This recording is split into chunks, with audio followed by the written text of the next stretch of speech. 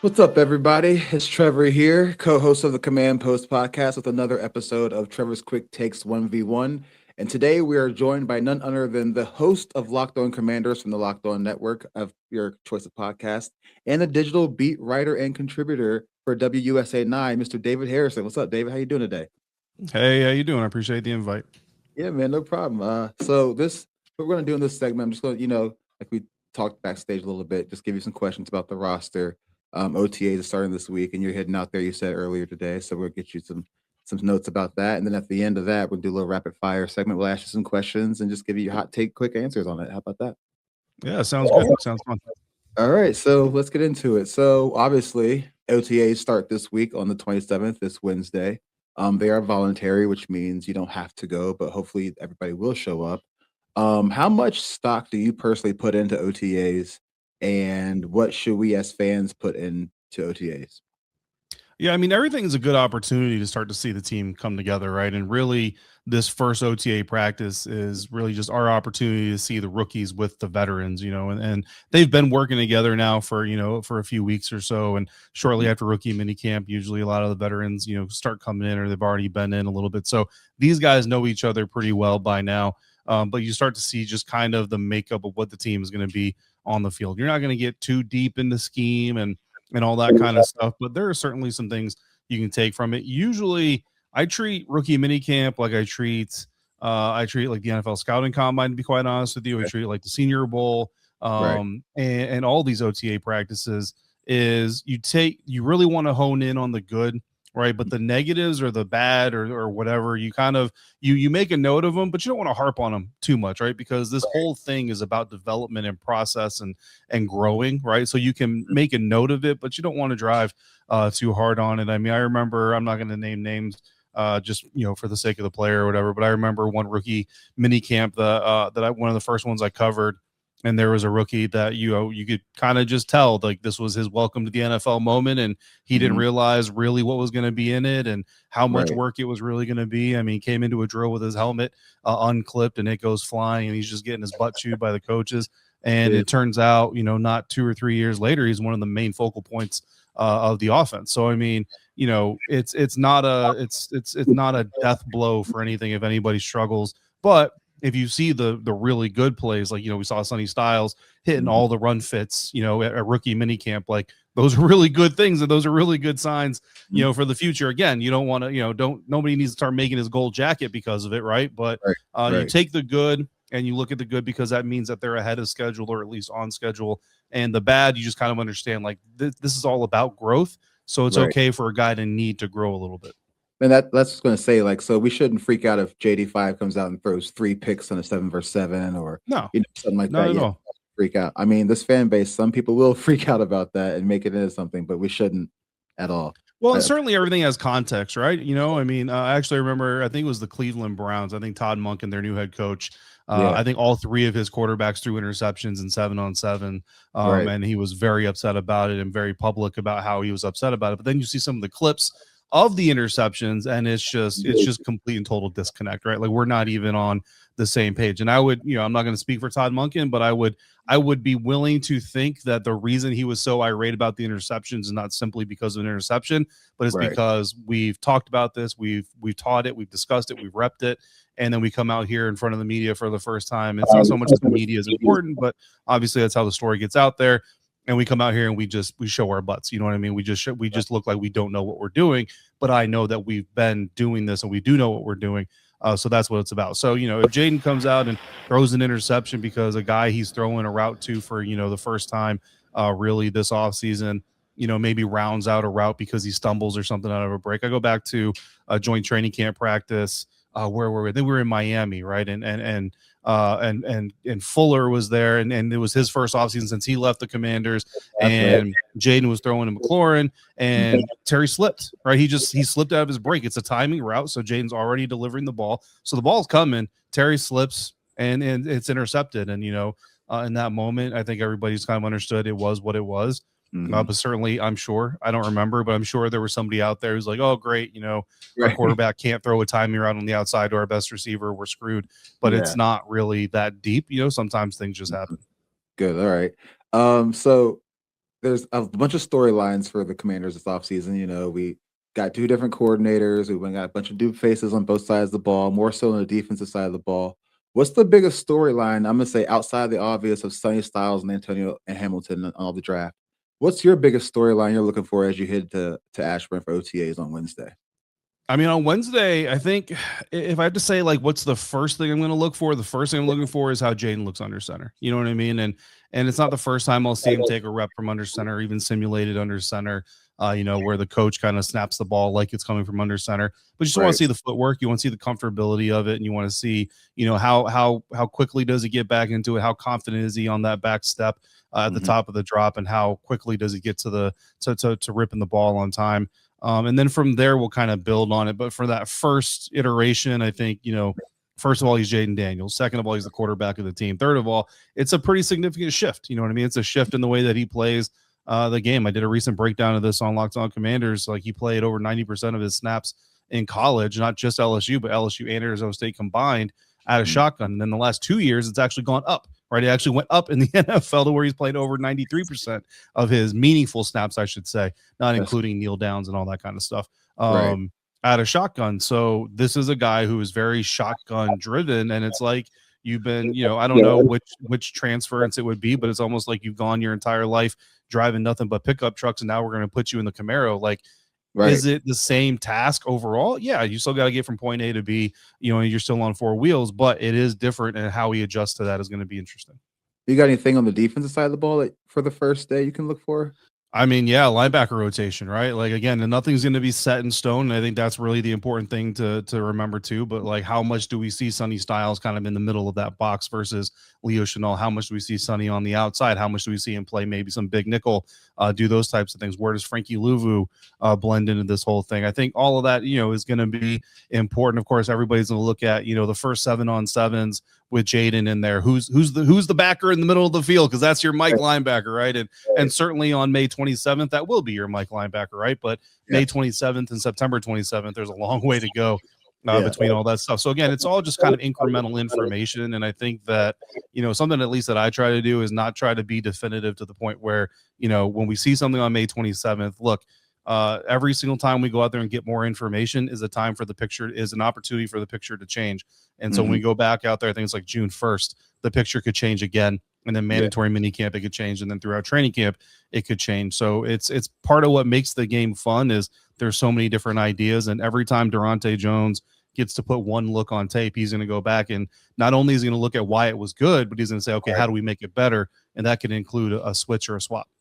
All right. Well, I agree with all of that. I'm very interested to see that too. I'm very interested to see how the whole defensive lines up with under this new scheme. I think it's going to look totally different than what we've been used to with our base defenses. So you've mentioned Leo Chenal. We also got Charles Omenihu. We've got some other guys on defense to help out, Nick Cross. Who has the higher expectation, do you think, on the defensive side of the ball in the OTAs? I mean, you really can't judge much, like you said, because it's just like about development and growth, but like who out of the defensive side of the ball, because that's where we made the most moves, who are you looking to have the higher expectation for of the new guys we brought in? I mean, I think the most from an expectation level, I think you're looking at Odafe Owe. You know what I mean? The $100 million contract is going to be what drives the fan narrative and the media narrative to a certain extent. But really, it's just he is kind of the crown jewel of the free agent class. When we know that Adam Peters went out there and took some swings at some other, top name players and didn't necessarily come away with all those guys. But at the end of the day, Odafe Owe is someone that we talked about a lot, leading up to the process. And, I can't speak for the other, beat reporters that have their pods and all that kind of stuff, but we all talk to each other enough that I'm fairly certain that they were saying on their podcast kind of the same thing I was. And I know that fans were also, saying on your guys' podcast and all those, like, he was just a name that everybody was talking about. So now it's time, for one, does the evaluation fit the actual execution? And two, does the money justify the arrival of the player? And, again, day one, no pads. Obviously, you're not hitting JD5 or anybody else that's back there playing quarterback. But, can you see the quickness off the line? Can you see when he does drop the fluidity in that? And can you see the ability to kind of set the edge?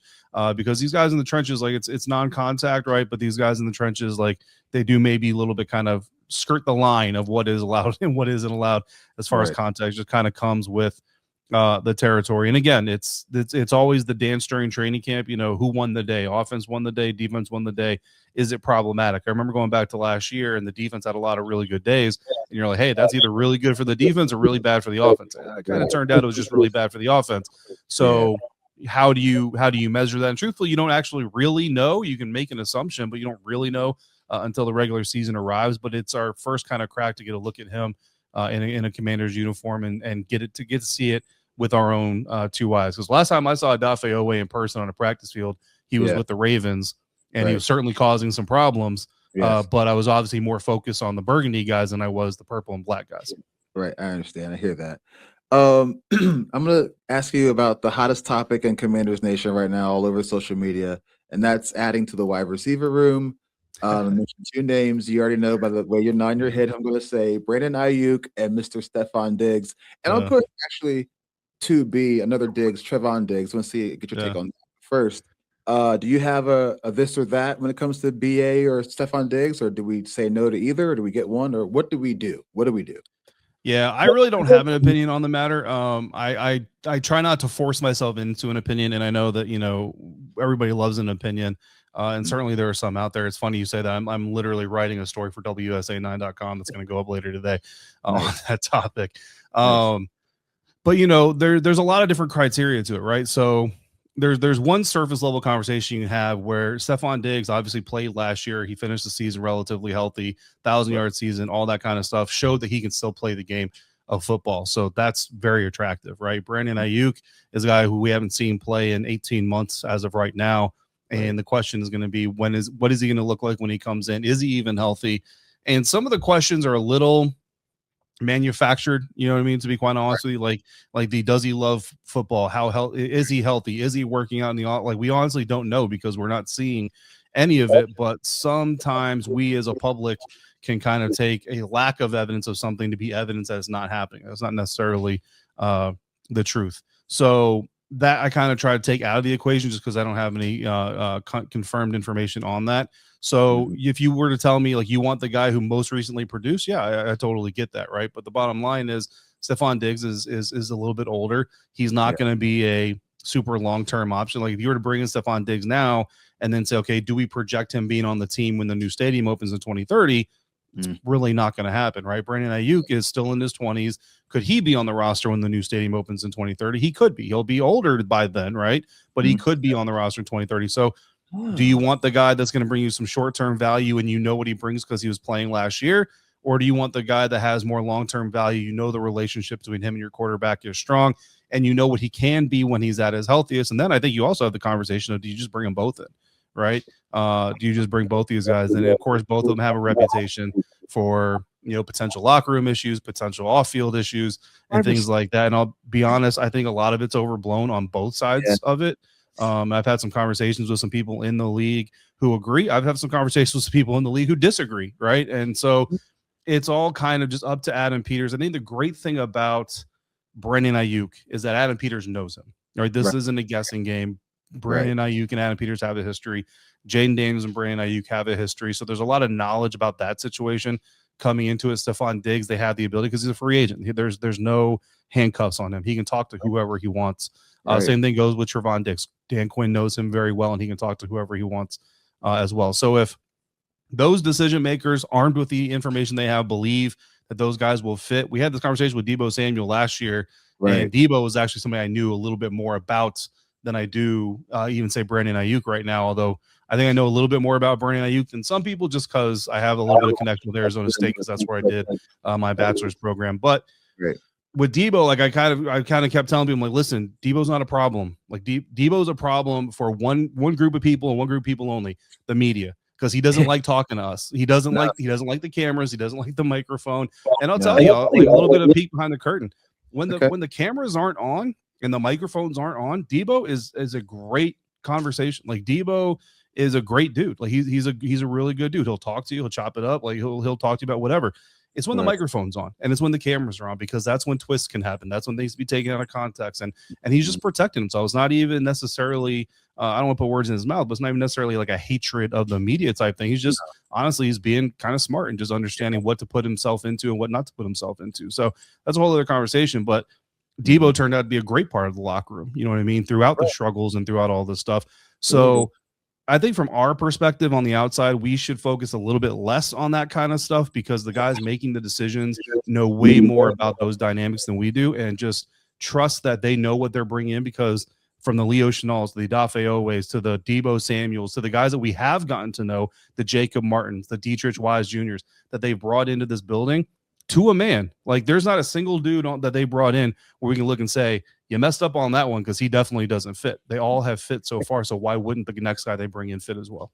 That's very good logic. And when you said, is Stephon Diggs going to be here in 2030 in the new stadium, or is BA? I never ever looked at it that way, and that's a great way to look at that. So I appreciate that insight. All right, Dan, I'm not going to be too much longer. We're going to do a little rapid fire, little trivia game kind of thing right here at the end before we let you go. So I hope you got your.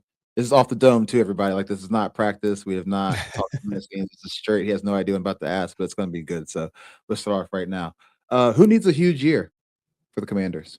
Who needs? I think Jaden Daniels needs a huge year. You know what I mean? I think Jaden, obviously, a lot of people love him. A lot of people see the potential in him and want him to be the franchise quarterback. Believe he can be the franchise quarterback. But of course, following year 3 is when you have the first window to sign an extension for a first round or for any rookie, you know, and that's what a lot of people are looking to, is the 2026-27 offseason. And does Jaden Daniels get that new, you know, market setting type of deal, or does he kind of, you know, have struggles like he did last year again, which again, to me, mostly are injury based, if not all injury based.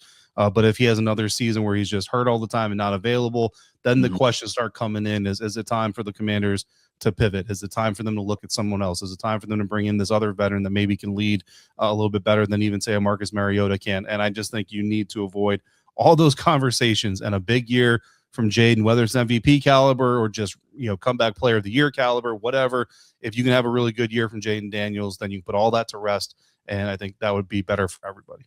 All right. Which rookie has the biggest impact this year? I think Sonny Styles. I think, you know, it's a low-hanging fruit, but I think that he's really just that dynamic, that impactful. He can play in the middle, he can play on the edge, he can play the big nickel, he can cover tight ends, he can do pretty much everything you need him to do. And I think that he will really kind of help that whole thing come together for Durante Jones. Today, May 27th, with the roster with what it is, is this NFC championship contender? Yes or no? Yeah. Yeah, I think if the Commanders can stay healthy. So last year they lost the 3rd most adjusted games lost in the National Football League. I think it was the Lions and the Cardinals were the only teams that lost more adjusted games. And the adjusted games are for value, right? So starter level, star level games lost, not like your bottom of your 53-man roster games lost type of things like that. The value of the games lost. And I think it made a significant impact on this Washington Commanders team. So you bring back a lot of the players who missed time, but you're also bringing in some other really good players. And I think when you look at this roster versus the other rosters, I actually do plan on doing a position by position ranking in the NFC East later. I haven't done it yet, so this is, like you said, off the top. But right. Yeah, I think this roster, if it's healthy and if the scheme can be taught the way we believe it can be taught, can compete with any of the other 3 teams in the NFC East. Let's go. Most underrated offseason move.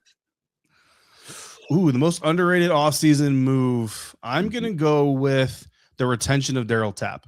So Darryl Tapp was the defensive line coach. Now he's the assistant defensive line coach. So he gets replaced by Eric Henderson, who comes in. And, you know, at the rookie mini camp, like, we got our first look at Eric Henderson in action, and it's a different style. Like, it is a different style. Like, Darryl Tapp, don't get me wrong, Darryl Tapp's intense. You guys have seen videos of him at practice. Yeah. Like, you know, the energy is there. You know, he wears the sweatsuit, doesn't matter, 150 degrees. He's in a sweatsuit. Right. But Darryl Tapp, like, his energy is great, and his ability to teach is great. His connection with the players is great. Eric Henderson's got a little bit more of that drill sergeant method in him. It's a little bit of a different flavor. You know what I mean? Now, that was rookie minicamp. It could be a little bit different. So we'll see when we get to OTAs if it does change, and maybe it gets a little bit, you know, less drill sergeant-y or not. So we'll see that. You know, again, it's a learning process. But just from that first blush, it is a different environment. It's one that I think is going to be a little bit more demanding. And I think the great thing for Darryl Tapp is the role that he can play is, one, learn a little bit from Coach Henderson and kind of how he does things, but also still be that guy, that former, you know, high-level NFL player in the room, to kind of be like, look, I understand what you're going through. I understand what's happening here. Let me kind of connect the dots in the middle. I got a chance to talk to Coach offline.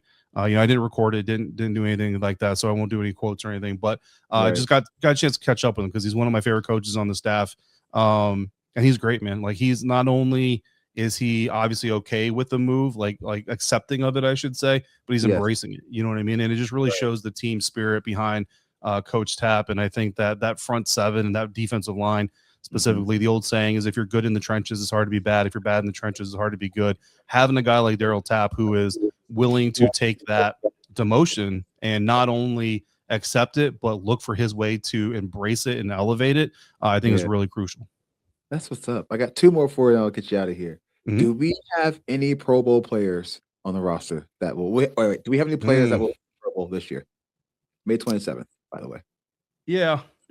I think Jaden. If Jaden stays healthy, I think Jaden's a Pro Bowl player. And if Jaden's healthy, I think Terry McLaurin is a Pro Bowl player. I'm going to go with Chigakonkwo. I think Chigakonkwo could definitely be a Pro Bowl player in this offense with this quarterback and with Terry on the field. And I think actually Adafe Owe, I think, is an easy name to kind of point to if he can get to like 11, 12 sacks. And I think you could see that. I'm going to go with Nick Cross. I think safety Nick Cross is a wild card. And I think he's someone that can really, really surprise some people. I know a lot of people they love the Maryland connection, the home roots connection, all that kind of stuff. But I think the talent alone and the way that Durante Jones could potentially feature him, I think you're looking at Nick Cross as a potential high tackle player, which usually your safety is that they're high tackle players is a very bad thing. But I think the way Nick Cross plays will help him elevate his tackle numbers to where it's not a bad thing, if that makes sense.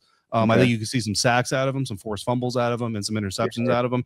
And when you talk about off-ball defenders like a safety is, the more categories you can impact, the better chances you have. So I think Nick Cross can literally be someone who fills every single part of the stat sheet throughout the season. And I think Nick Cross should be a dark horse consideration for being a Pro Bowl player on this team this year. All right. And last but not least, our record at the end of the year. Are we playing the starters week 18 against Dallas, or are we sitting them? What's our record?